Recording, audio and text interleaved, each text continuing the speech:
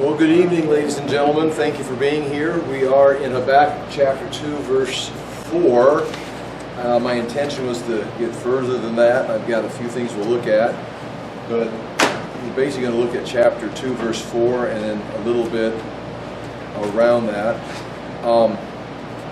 As we know, Habakkuk has asked a couple questions. He's asked God 2 times. And God replied the first time and says, the first complaint was, why is our culture so bad? What are you going to do about it, God? God says, I'm going to raise up the Babylonians, and that's going to bring in the destruction. And then Habakkuk was taken back because why are you using the Babylonians who are ungodly? They don't even know you. They're not working for you. At least we are a culture that has knowledge of you. We're in rebellion, but we do have knowledge. You're bringing someone that has no knowledge of you. And God says, it's a legitimate complaint. He says, I'm going to, I'll tell you something. I'll reveal something to you. You better write it down. Write it down on a tablet. Make it plain. And he says the vision that he's going to give him, or again, the revelation, the information, it awaits an appointed time. There's a time in the future. It's going to be at the end. It will all come together. And now tonight, that's chapter 2, verses 2 through 3, where he says, write it down. Write down the vision. Chapter 2, verses 4 through 5, that we're going to look at tonight, that is really the vision. Because it's like, what? And again, this is, an opinion. You don't have to agree with it, but it's, you got to somehow assume, what is the vision? The vision can't be the whole book, because he says, write this down and run with it. Give it to a messenger. Remember I showed you those little clay tablets or something small that you could run with. If it's, a big mind like the 10 Commandments or something that you'd assume that you'd have to write a whole bunch of information, you could hardly run with it. So the vision itself, the message may be fairly short. And I think that we're looking at possibly verses 4 and 5 are going to be the vision. And then, that's kind of summing it up. We'll look at that tonight. And then beginning in verse 6, continuing through verse 20, is going to be the 5 woes that are built or explain this vision. So with that being said, let's look at chapter 2, verse 2. It says, Then the Lord replied, Write down the revelation and make it plain on tablets, so a herald may run with it, for the revelation awaits an appointed time. It speaks of the end, and it will not prove false. Though it linger, wait for it. It will certainly come and will not delay. And so, in other words, it's guaranteed. Something is in motion. It's going to be fulfilled. It's going to happen. Just wait for the process to occur. That includes the process of working out salvation. And now we're going to read the vision. This potentially is what was to be written down and handed off and explained. And here it is. It's just 2 verses, potentially. See, he is puffed up. His desires are not right, but the righteous will live by his faith. Indeed, wine betrays him. He is arrogant and never at rest, because he is greedy as the grave, and like death is never satisfied. He gathers to himself all the nations, and takes captive all the peoples. And that would be the end of the vision, potentially. Then, beginning in verse 6, is now some details given, talking the 5 woes to this person, the arrogant, the puffed up one.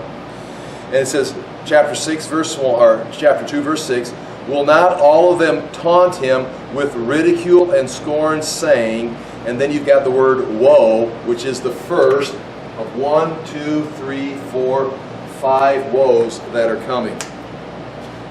And what I've just explained to you is those first 4 bullet points on the notes. Just exactly, I think, what I've said. If you turn to the back page of the notes, there you've got the 5 woes. Chapter 2, 6a introduces them, says, they're going to take up a taunt. And then chapter 2, 6b, the second part of the verse, you get your first woe. And that's what you have right here on the back page. I'll just read through them. Woe, number one, woe to him who heaps up what is not his own. For how long? And loads himself with pledges. Will not your debtors suddenly arise, and those awake who will make you tremble? Then you will be spoil for them, meaning those who have risen up will soon be taken down because someone else is rising up. Because you have plundered many nations, all the remnant of the people shall plunder you. For the blood of man and violence to the earth, to cities and all who dwell in them. So you're going to begin to see it's a cycle. You do this, and you have your moment in the sun. Well, someone's coming up behind you. They're going to plunder you just like you plundered someone else. And that's history. Nation will rise against nation, kingdom against kingdom, but the end is still to come. Number two, woe to him who gets evil gain for his house. So during that time of their reign, their arrogance, the top of their game, they gain for their house, to set his nest on high, meaning they're going to be here forever, to be safe from the reach of harm. Again, that's what Nineveh did. They got themselves tucked way up inside their empire. No one can get them. And that's why Nahum wrote, says, well, we're going to come get you. Babylon, no one can touch Babylon. Well, Cyrus did, and it just continues on like that. You set your nest up high, so no one can reach you. You have devised shame for your house by cutting off many peoples. In other words, to get this safety, you've destroyed people. You have forfeited your life in so doing. For the stone will cry out from the wall, and the beam from the woodwork respond. And again, some have said that refers to the fact that the very stones you built to make yourself great, you're going to be plundered, and they're going to be carried off and built into someone else's fortifications. And then, for example, the Babylonian stones, or probably better yet, the stones of Nineveh, would be taken and carried over here and built into the next empire. Just one empire builds with the remains of the other empire. Number 3, chapter 2, verse 12 through 14. Woe to him who builds a town with blood and founds a city on iniquity. In other words, that's the Hamas, the arrogance, the social injustice. Behold, it is not from the Lord of hosts that peoples labor merely for fire, and nations weary themselves for nothing. I mean, this is not the whole purpose, that you just waste everyone's life building this.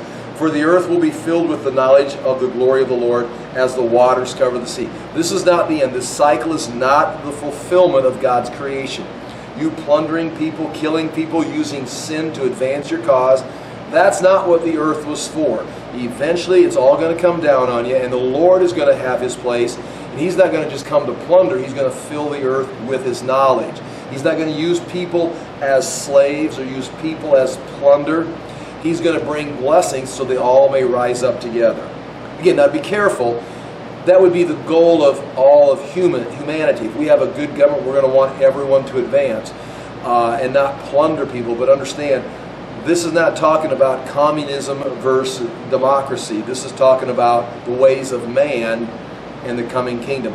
You're not going to get the knowledge in the earth, as this is talking about, until the Lord establishes his kingdom. You may have better forms of government, you have better choices of government among mankind, but every one of them is got that weakness. It's going to be taken over by the proud. It's going to be taken over by the elite. And we've had a good run, but throughout our history we've had that core that wants to take over the freedom of others.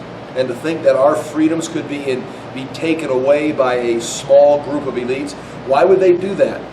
That's human nature. That's what the Assyrians did in Nineveh. That's what Nebuchadnezzar did and those that followed. That is the way of mankind. We've had a great window of time here in history, but the fact that we become corrupt, we become morally incapable of maintaining the thing, there's going to be an elite group rise up and drive us right into slavery. It's like, well, why?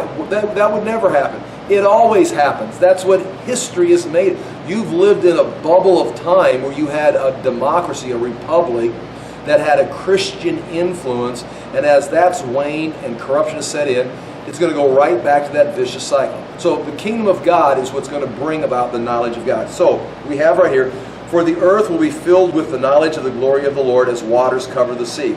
The fourth woe to him who makes his neighbors drink. You pour out your wrath and make them drunk in order to gaze at their nakedness. In other words, you shame them for your own pleasure. You will have your fill of shame instead of glory. You think you're in a place of power and glory because you can shame everyone else? Well, your shame is coming you're not going to get glory. Drink yourself and show your uncircumcision. And again, that would be your lack of a covenant. You do not have a covenant with the Lord. The cup of the Lord's right hand will come around to you, and utter shame will come upon your glory. Again, that's the end result of the proud, is their shame. You're either going to be with the Lord in His glory, or you're going to be outside His glory in shame. No matter how much glory you have in this time. And that's something that the book I wrote, finished. The editing is done. We're now putting it all together and hoping to send it to the printer in the next couple weeks. But the idea there is, this is one of the idea of the promise, is nothing you have today is going to last. You've got to keep your eyes set on the goal of eternity, of the glory of God. And when you get people surrounding you that are getting the glory of this time, they're getting the attention, they're getting the press, they're getting the power, one of the things the Bible teaches is don't let that be a distraction. It's like, well, I never get my share. Well, your share is not now. You're looking for the glory of God. You're a servant serving the kingdom that is yet to come. Again, I'm just reminded of the story, and you've heard it before, about a missionary who had been overseas for decades, and he got on a ship. And as he was coming back, he ended up being on a ship with, I can't remember who it was, if it was soldiers coming back from the military or if it was family members coming back from overseas. And as the ship pulled up, I think it was a president or someone who had gone overseas and was coming back. And as they came back, there was the place was packed. The crowd was there. There's a parade waiting. They're all waving, and they welcomed him back to his country. And as the president or the dignitary, whoever it was, left the ship and went down the street, everyone welcomed and followed, and the only one left standing was the missionary. To that effect, and he says to God to the effect, I've spent my whole life serving, and now I come home and there's no one here to greet me. And then the Lord says to him, son, you haven't come home yet. Meaning, you're going to serve your whole life and they never see the manifestation of, well done, thou good and faithful servant. And sometimes you don't want to hear that in this age. I mean, the last thing you want to hear from this age, this world, is, well done, thou good and faithful servant. I mean, if a church would call me and say, well done, thou good and faithful servant, it's like, whoa, where did I go wrong? Because the most institutions of this world are serving the world. It's the glory almost is in the obscurity. The glory is almost in the world doesn't recognize your service because they considered it invaluable or not valuable, because it's actually serving a kingdom that cannot be seen. So this is just like the opposite right here. The cup of the Lord's right hand will come around to you, and utter shame will come upon your glory. In other words, those who have glory today, that's not always a good sign that you're going to have glory in the kingdom to come. In fact, sometimes it is a very glaring revelation that you've got nothing coming. You've got everything here. Now, that's not a guarantee. It's not a perfect fit, because you can do well here and well in eternity. A lot of times your success here is because you're serving the masters of this age instead of the master of eternity. Then it goes on, finishes this fourth woe. The violence done to Lebanon will overwhelm you, as will the destruction of the beasts that terrified them, for the blood of man and the violence of the earth to the cities and all who dwell in them. In other words, the violence they did to Lebanon and the nature around is going to come back to pay them back. The last one, what profit is an idol when its maker has shaped it, a metal image, a teacher of lies? For its maker trusts in his own creation when he makes speechless idols. It says the word woe. Woe to him who says to a wooden thing, awake, to a silent stone, arise. Can this teach? Behold, it is overlaid with gold and silver, and there is no breath in it at all. But the Lord is in his temple. Let the earth keep silence before him. In other words, the Lord is there. The earth has nothing to say. You should just be listening to the Lord. Instead of you talking all the time, the Lord is there. Be silent and listen. So those are the 5 woes that are coming after we have this introduction of the vision. Write it down. And then we have the 2 verses of the vision that we're going to look at tonight.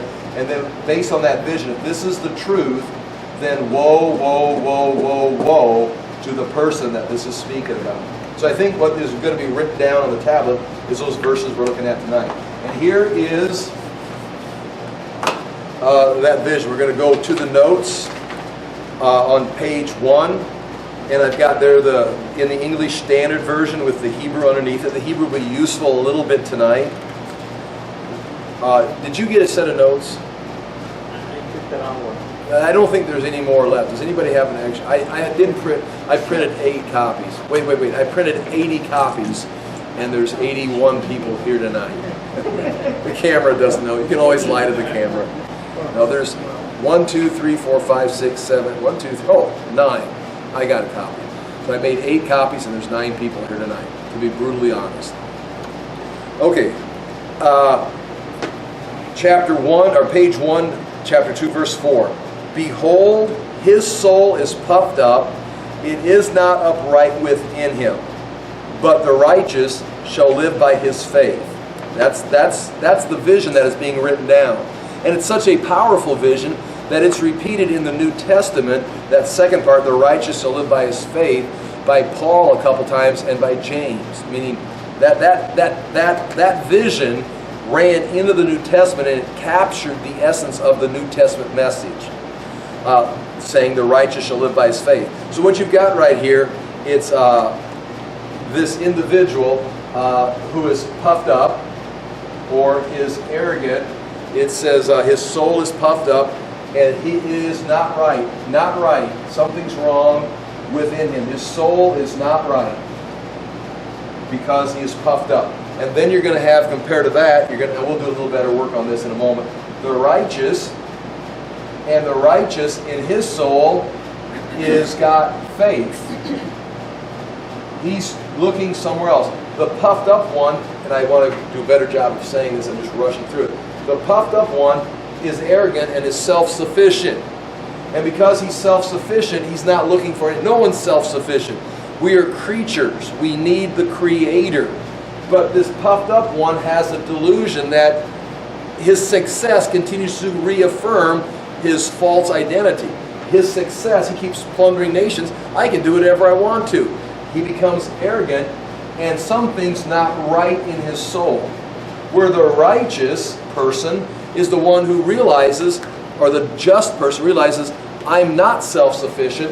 I need to go to God. He'll trust God. He'll be righteous, and his faith is going to take him. And if you read this right here, notice right here, the righteous shall live by his faith. If you look down there in the Hebrew, and you're going to have to read it backwards, behold, the proud not is upright his soul. So behold, look, this is the truth. The proud not right in his soul, that's in him. But the just by his faith shall live. The concept here, the arrogant one, the puffed up one, his soul is not right, and he has no future. He is going to be destroyed, overthrown. He's going to perish. But the righteous, who could be puffed up, realizes his lack.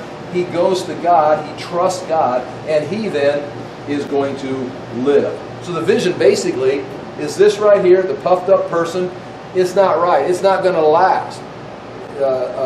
Proverbs, pride comes before a fall. That's a real simple way of saying it. But this puffed up one, his soul is not right. The only thing he's got, he may have stuff today, but it can't last. This is not eternal. He's not self-sufficient. He's missing a relationship with the Lord who's going to give him life. And he will then perish.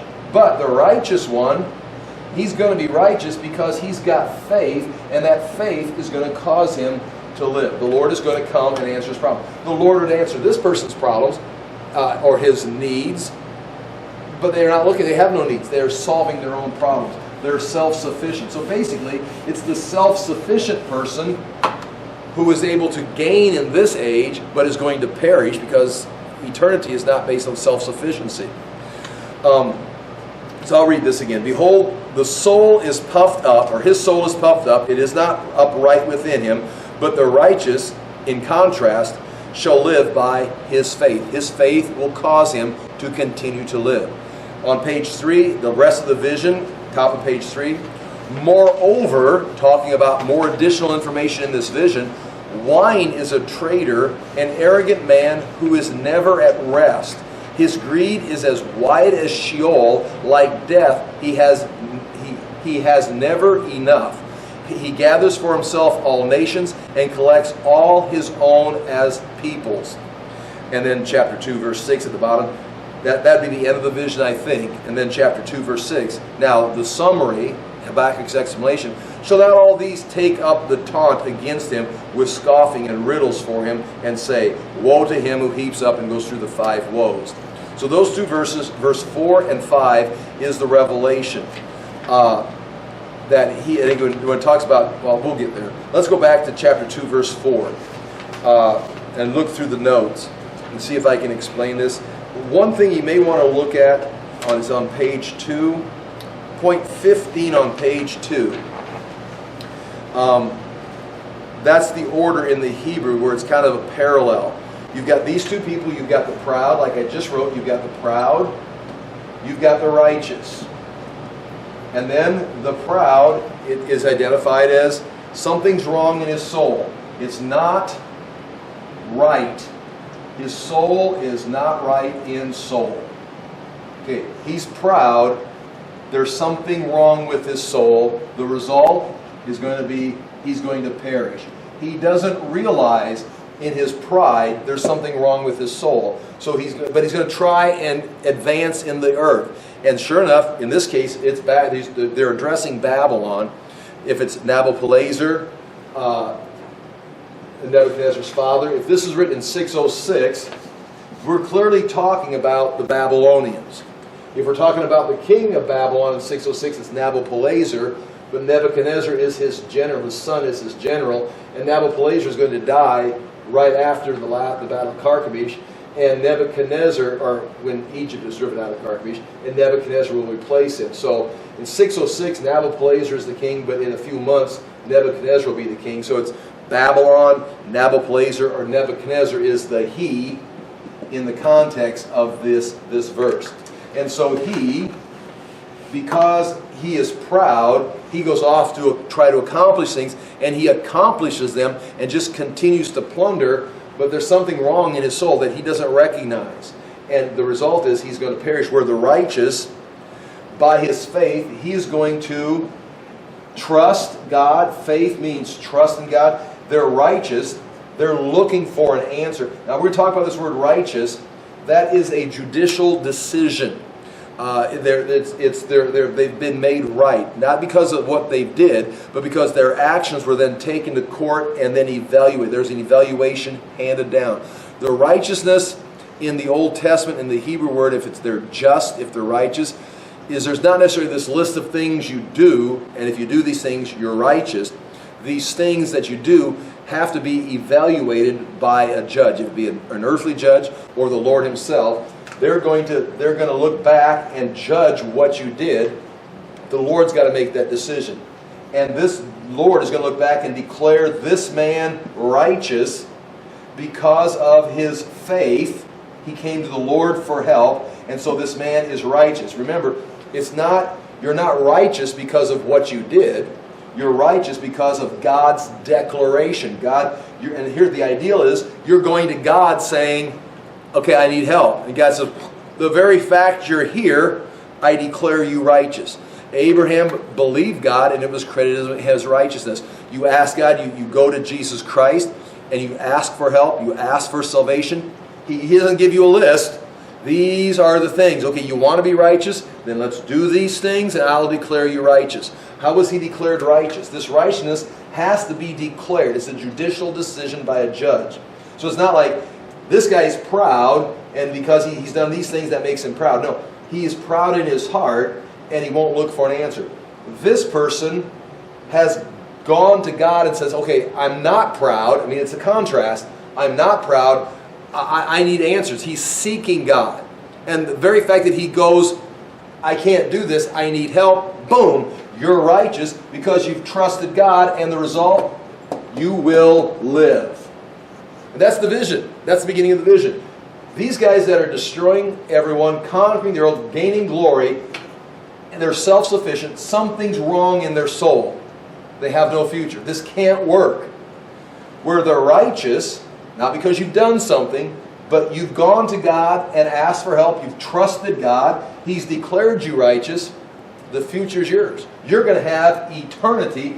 These people are not going to even be around. They've got their moment in time. You're now hooked up with the Lord. This is absent Lord, present with the Lord. And that's the concept right there. And now, Paul takes this, James takes this, and sums up the entire New Testament. And it's the same thing. The righteous will be righteous by faith. How did you become righteous? Well, it's not like you did something, and that even undermines the concept. Well, you're trusting the fact that you trusted Jesus, and you know that even like the Calvinists sometimes will attack someone in my position where I think people make a choice. You're either going to stay here or you're going to go to God for help. I think it's a choice. Now, Calvinists would say God determined He made you be this way. He made you come. He won't let this person come. It's interesting because if we talk about Nebuchadnezzar right here, we can go to the book of Daniel and actually see Nebuchadnezzar live this out in his life, where he's proud, he's arrogant. This is Babylon, the great that I built, he says. You see him going to slaughter all the wise men. Just whatever he wants, he does. But through a series of events, most of the time directly connected with Daniel, it's possible that Nebuchadnezzar came down here, especially during those 7 years where he went crazy, went mad, and he made a couple declarations that the Lord was the truth. Now again, I can't say that for sure. He may have just been making a political statements, like we do all the time in our culture or government. But there's a possibility that Nebuchadnezzar left this and came down here and had faith in Daniel's God. Going through the notes on page 1, number 1, behold introduces the vision. So when it says right on the tablet, and then the verse says behold, that would be the beginning of the vision.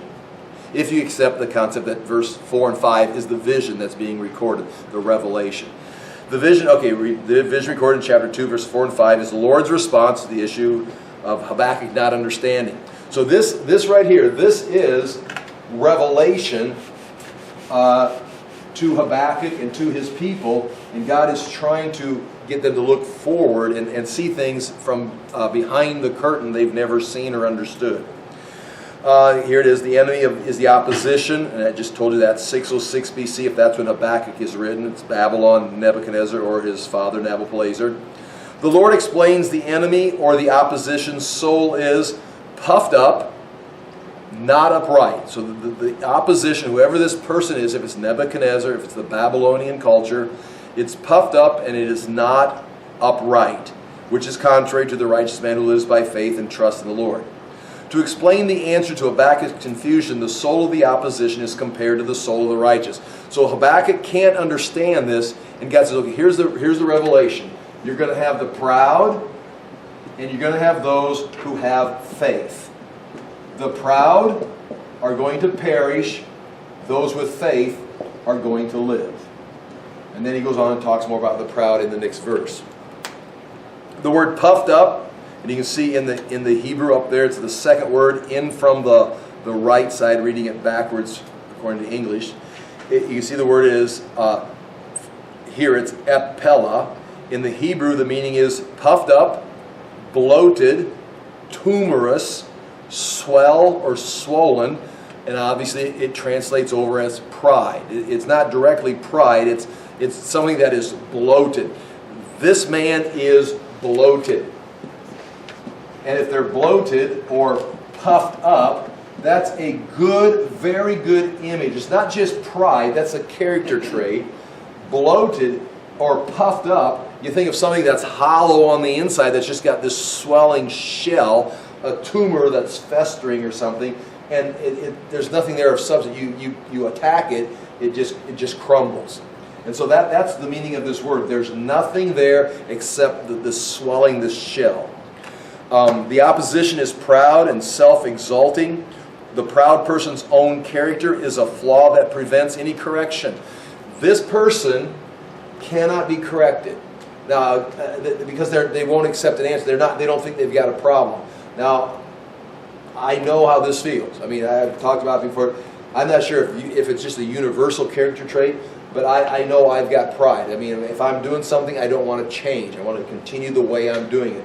And I've learned from the scriptures is like, you probably want to check yourself. There's nowhere in the Bible is your attitude that you have right now recommended. It's always condemned. So it's like, you just, maybe sometimes just out of sheer obedience, not because I'm a good person, just out of sheer, it's like, it's like working out. It's like, okay, I got to check my pride. Now, I don't think I'm Nebuchadnezzar with this arrogant pride, my whole characteristic. Maybe it is, but there is a lot I know in my own heart that goes right here.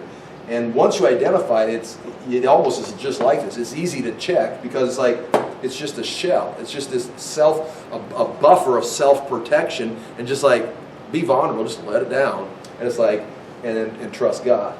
So again, when I talk about this, it's not like, I know there are people that are proud and their life is based on this. They're not going to make any corrections.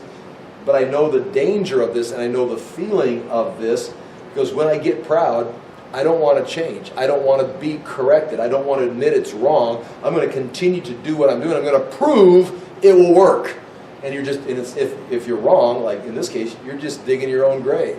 And that's coming up here in a moment. So again, as I read this, I'm definitely talking about the enemy and the opposition, but sometimes I find myself in the enemy's camp having the very same characteristics that the enemy has. 6c, things are not right with a person like this. The only result of a person that is in pride or puffed up is eventual disaster. They cannot sustain this. Only the Lord can sustain them, and they've rejected the Lord. And that's where you get Proverbs 16, verse 18. Pride goes before destruction, and a haughty spirit before a fall. So I mean, it's there. It's a principle of the Bible, and you know this. Not upright. He's puffed up. His soul is not upright, and that is the word lo yashir. And yashir is the word, you can see point C, yashira or yashir, means to be smooth, to be straight, to be right. But this person is lo lashir. And you should recognize that from the book of Hosea, and I wrote that right there for you. Point A under 7. Remember, Hosea's daughter's name was Lo Rahuma, meaning no mercy, no pity, or she has not received mercy. So he named his daughter No Mercy. And it was mercy with lo in front of it. So it's the same idea. It's the word right with no in front of it. No righteousness or no right. The puffed up man's soul is not right. The proud man's soul is not straight. The man whose soul is swollen, not smooth. Different ways of putting that together. Page 2.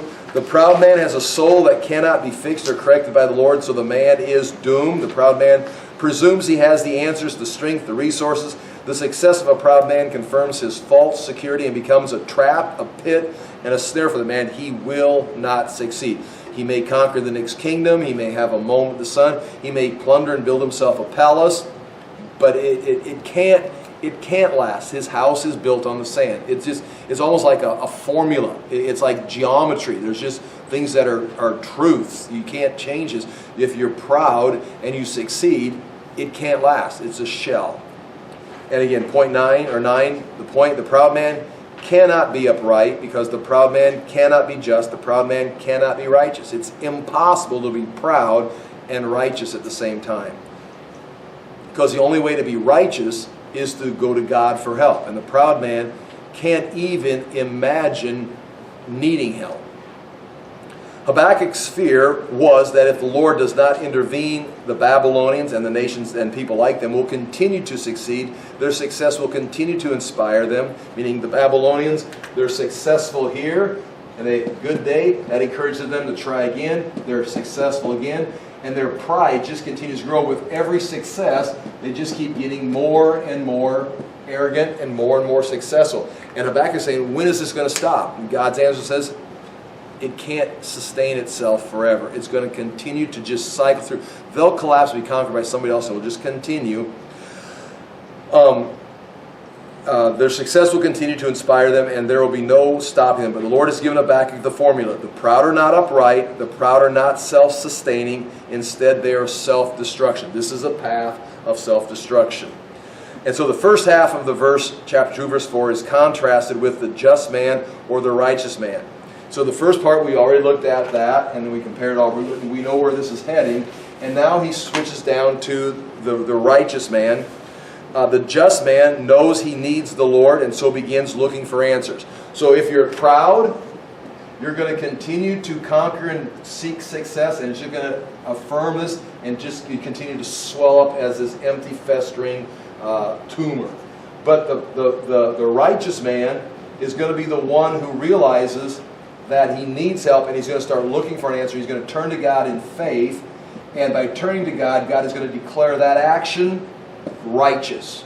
The very fact that you look for God means you're now righteous. You haven't done anything good. You haven't earned your salvation. You've simply looked for help. Very much like Jesus saying, as the serpent was lifted up on the pole and the Israelites looked and the snakes, or they were healed from the snake bites, the Son of Man will be lifted up and everyone who looks to him will also be saved. So this righteousness is not, this undermines the Calvinistic attack on this. This righteousness is, as we know, it is not works. You haven't done a work to get saved. We know that. But they will say the very fact that you're placing faith in Christ is a work itself. So you have placed faith in Christ. That is a work. You had faith. And it's like, that makes sense in your little Calvinistic circle. But this is just a man recognizing his inadequacy, recognizing his sinfulness, and saying, I need help, and is looking to the Lord. And he, instead of being proud and saying, I will continue in this manner, and confirming his own self-sufficiency, he simply says, it can be as small as a mustard seed. God told Abraham, look at the stars, I'm going to make your descendants as great as large as this. And Abraham believed. And God said, oh, right, you're righteous. God, James says it, Paul says it, and the book of Genesis says it. God declared him righteous. What did he do? He simply believed. He said, okay, I'll trust you.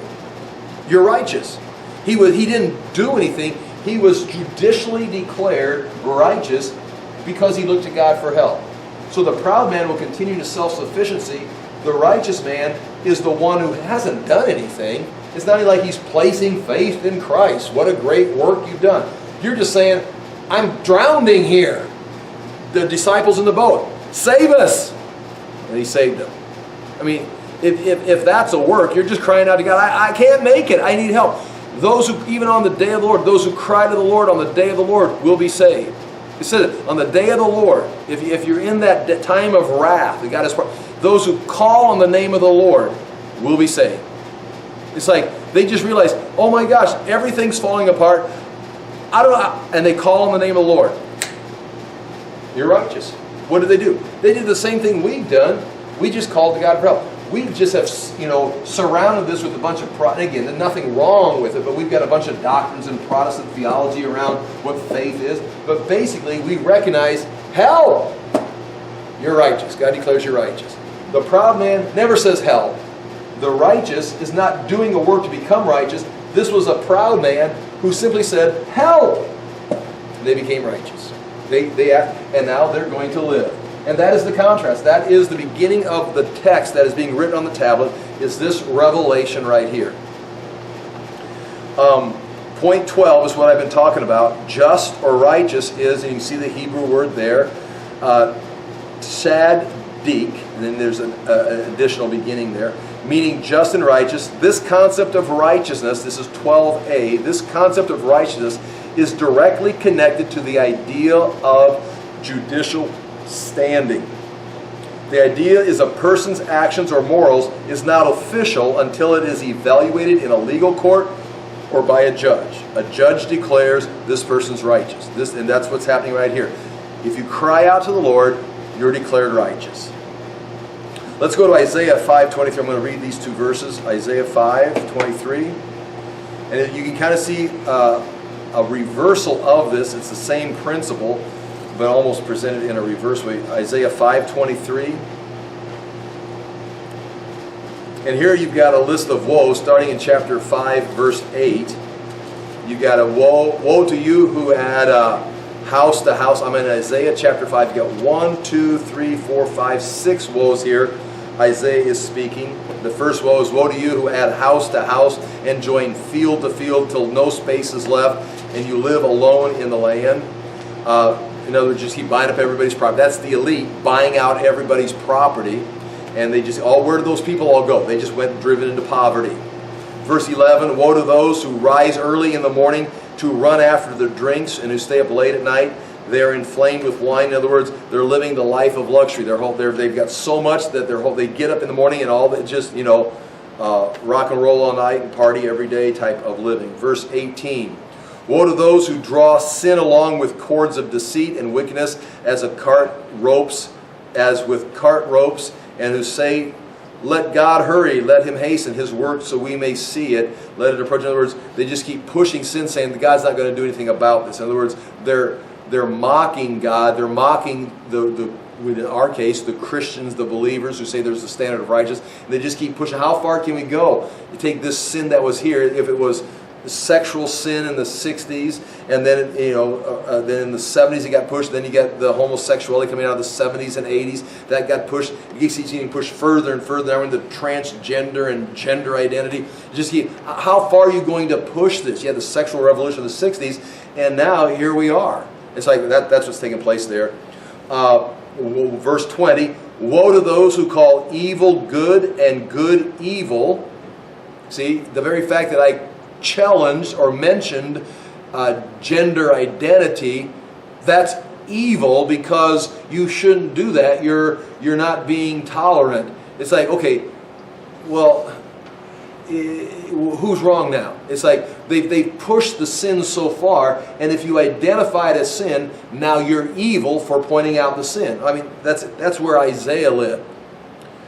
Woe to those who call evil good and good evil, who put darkness for light and light for darkness, who put bitter for sweet and sweet for bitter. Verse 21, woe to those who are wise in their own eyes and clever in their own sight. I mean, that's another way of saying proud and haughty. Whoa, I mean, you're on the path. You're clever, you're wise in your own eyes, but actually Romans says you become a fool. Thinking to be wise, you become more of a fool, and you're on the path to destruction. Woe to you. Verse 22, and this is what the verse we're looking at is coming here. Verse 23 is what we're looking for. Woe to those who are heroes at drinking wine and champions at mixing drinks, who acquit the guilty for a bribe, but deny justice to the innocent. And there's that ideal of justice. They acquit the guilty. They're guilty, but they declare the guilty innocent. But they are just, and they're waiting to be declared, their actions declared just, but they deny them just. They won't call them. In other words, God is saying, if you reach out for me, I'll declare you righteous. I'll declare you just. These people are doing just the opposite. They're waiting for they've gone to court to be declared just. And instead, how do you get declared just? You've got to give them some money to be declared just. And those who are actually just are denied.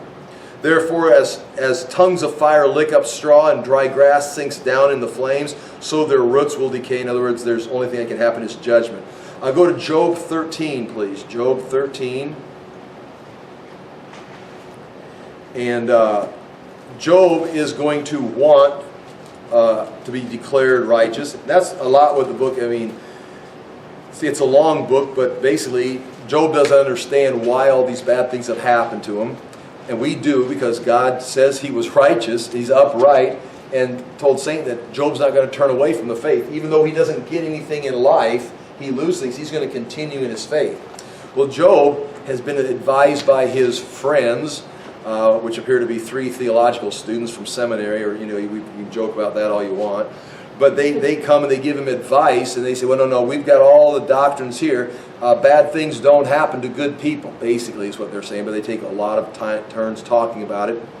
And Job is saying, I want to present my case because I know my own heart. And in chapter 13, verse 18, I'll begin.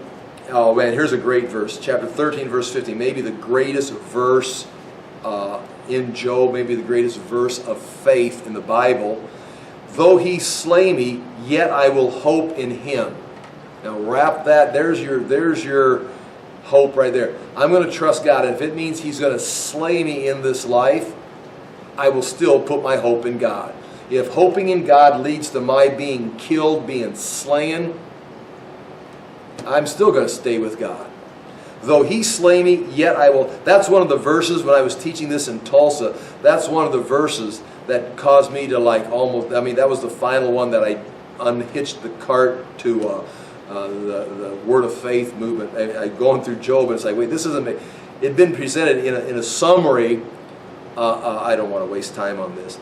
But I'd asked about the book of Job down in Tulsa in the 80s. And the answer was, well, if you read right here, Job says they found the verse. How you can always find. Remember how last night we went and we looked and we found out of Pseudo-Ephraim writing in 600 BC, there's this little bit of a verse, and that's the rapture verse. But when you step back and put it in context, it's not a pre-trib rapture verse. It was completely the opposite. Well, there's a verse in Job where Job says, my greatest fear has come upon me.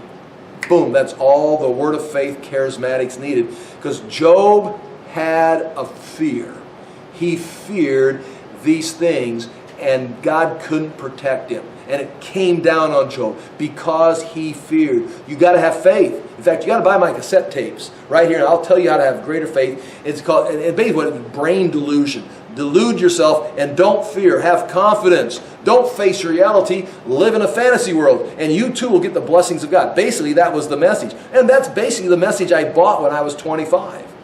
It's like, that's great. I'll do it. I'll join the cult.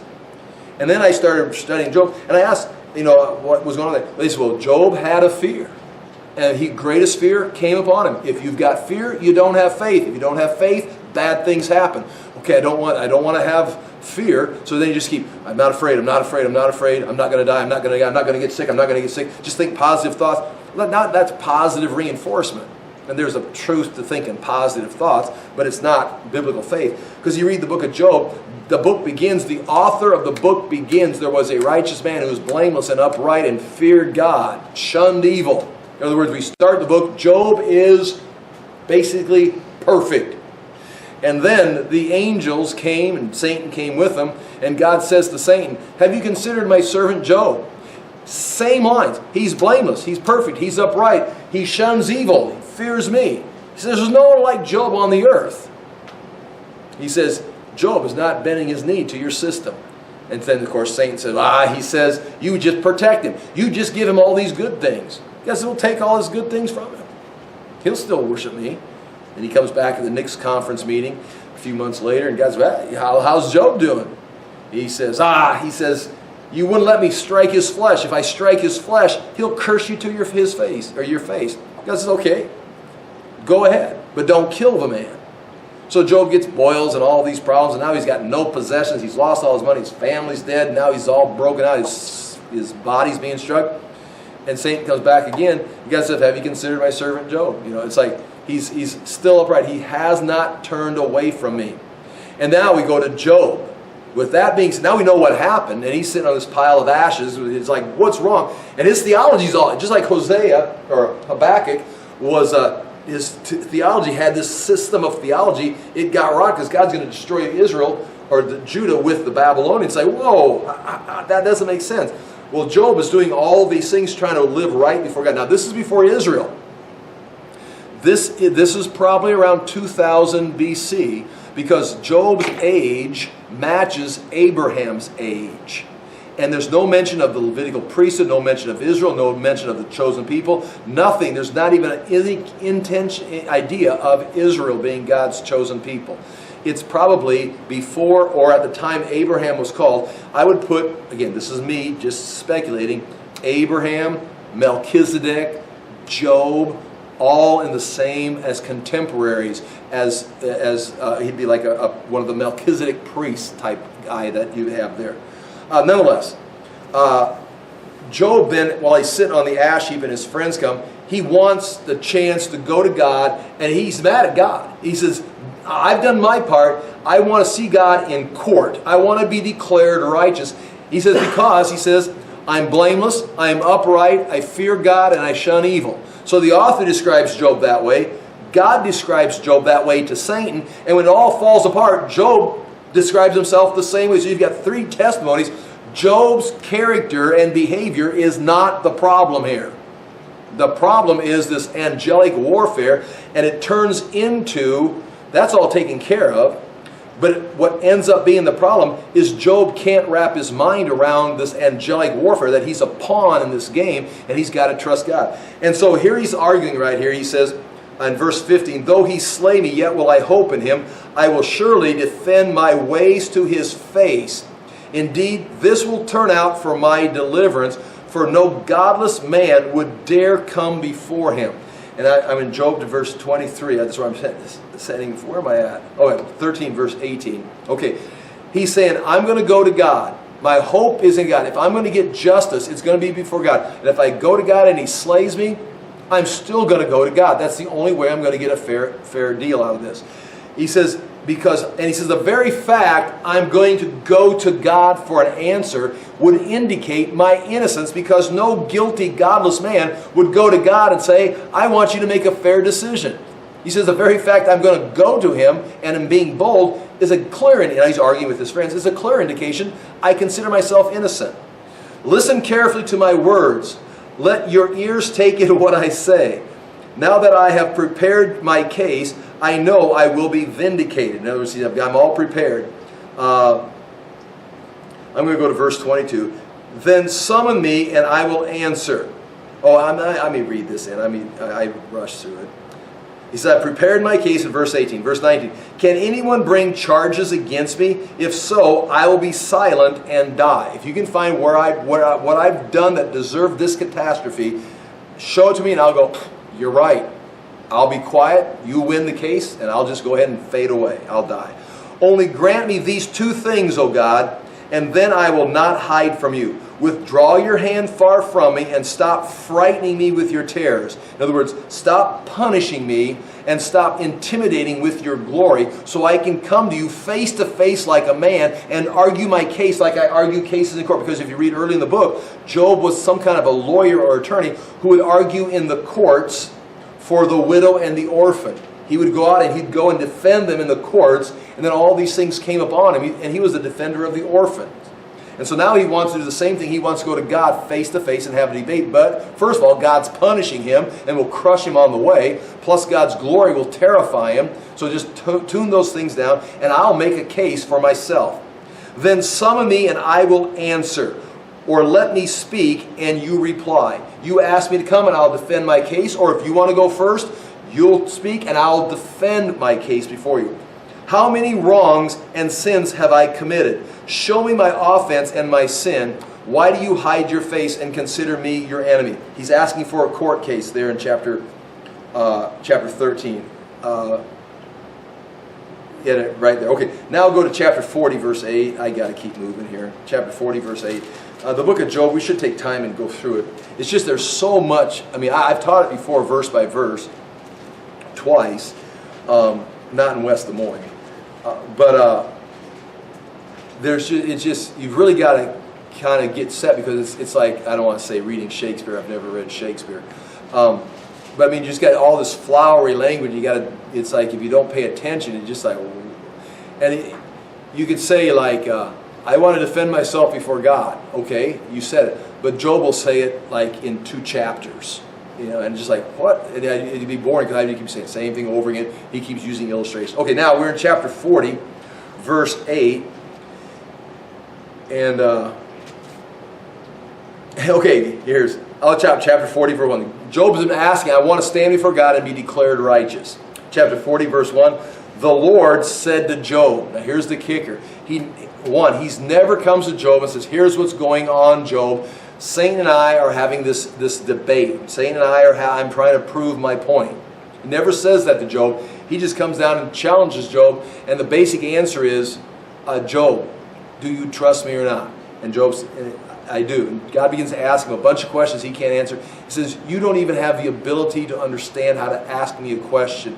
Do you trust me or not? And basically, I do. And that ends the case. It's like, just keep trusting the Lord because he knows what he's doing. But chapter 40, the Lord comes to Job. I hope you enjoy this, way off subject. Chapter 40, verse 1. The Lord said to Job, will the one who contends with the Almighty correct him? Let him who accuses God answer. Then Job answered the Lord. Here, he's been whining for 39 chapters. I want my chance in court with God. And God finally shows up and says, okay, the one you want to speak to me, let's hear it. Job says, here's his chance. I am unworthy. How can I reply to you? I put my hand over my mouth. I spoke once, but I have no answer. Twice, but I will say no more. Then the Lord spoke to Job out of the storm. Brace yourself like a man, and I will question you, and you shall answer me. Would you discredit my justice? Would you condemn me to justify yourself? Do you have an arm like God's? Can your voice thunder like His? Then adorn yourself with glory and splendor, and clothe yourself with honor and majesty. Unleash the fury of your wrath. Look at every proud man and bring him low, and look at every proud man and humble him. Crush the wicked where they stand. Bury them in the dust together. And it goes through all these things. And Job's like, yeah, I can't do any of that. And so basically it's like, Job, I know what I'm doing. And Job just, like he said, I cover my mouth. Let's go to chapter 42 to end this. Chapter 42, verse 1. Then Job replied to the Lord, and the Lord gives him 2 chapters of just unstopping, can you do this? Can you do that? Can you do that? Chapter 42, then Job replied to the Lord, I know that you can do all things. No plan of yours can be thwarted. You asked, Who is this that obscures my counsel with knowledge?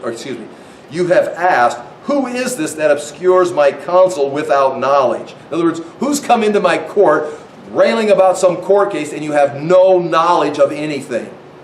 Surely, he says, I spoke of things I did not understand. I'm sorry I came to court today because I do not fully understand the law. Surely I spoke of things I do not understand, things too wonderful for me to know. You said, listen now and I will speak. I will question you and you shall answer me. My ears had heard of you, but now my eyes have seen you. Therefore I despise myself and repent in dust and ashes. I mean, he's basically in God's presence, and God says, speak, and he says, I'm even too ashamed to admit that I don't even want to be here anymore. Whatever you want to do, I will. It's fine with me. And of course, that's again a great, I don't want to say a story, because I think it's an actual historical account. I would suggest Moses wrote this while he was in the land of Midian, or at least got the story in the land of Midian. No one knows for sure. But when it comes from the land of Midian in that area, and while he was there as a shepherd, he may have heard of it, he may have recorded it. But I would guess Moses wrote Job. It's written in the ancient style. It may be the first book of the Bible written. Now again, I think there's documents in the book of Genesis that go back to Noah's time and even before, where they've collected documents and Moses edited them together in their actual documents, edited together to form the book of Genesis. But that would have been done in the wilderness between 1445, 1400 BC. Job may have been written before that by Moses, so it may have been the first book recorded. And the language kind of defends it. It's an ancient book. And nonetheless, it's interesting if it is, it's an early book, but whatever it is, it's amazing that kind of a topic has come up, and that is so clear. And that is what the prophets are struggling with. Even Habakkuk is struggling with this right now. I'll finish this right here. Point 15, we've looked at it already on page 2. The order of the Hebrew wording in this verse is just like this. You've got the proud compared to the righteous. The proud, they are not upright in his soul. There's something wrong with their soul. But the righteous in their soul is a cry for help, is faith. They trust God. And the proud then, that's what's in him, nothing. He's going to perish. But because the righteous, they've cried out to God for help, they've cried for faith, they're trusting God, they shall live. So you got the proud, their soul's messed up, nothing inside of them, they're going to die. The righteous, they've gone to God, they're going to live. And that is the beginning of the vision, and we'll pick up next week with chapter 2, verse 5. It goes, moreover, for the proud, wine is a traitor, an arrogant man who is never at rest. Meaning he's got to continue to prove his point. He's got to continue to prove he's self-sufficient. He is greedy. His greed is as wide as Sheol. We'll talk about that. Like death, he never has enough. He gathers for himself all nations and collects all of his own people. And continues there. And we're talking about Nebuchadnezzar or Babylon in context. But this, of course, would extend to all the empires and ultimately to Satan himself. I mean, this is the nature, the character of Satan, who fell because of pride. I'll pray and we'll be finished. Father, we do thank you for the chance to look into these things. We do ask that we would recognize the pride in our own heart and humble ourselves, that we would come to you continually to seek you for help and guidance, that our trust would be in you. We do thank you for revealing these things to us and ask that we would take advantage of the truth that you've shown to us. We do ask that we would mature and grow and be productive in this life, but especially be strengthened at this time to stand in faith in the face of opposition. In Jesus' name we pray. Amen. Thank you for your patience. Thank you for being here.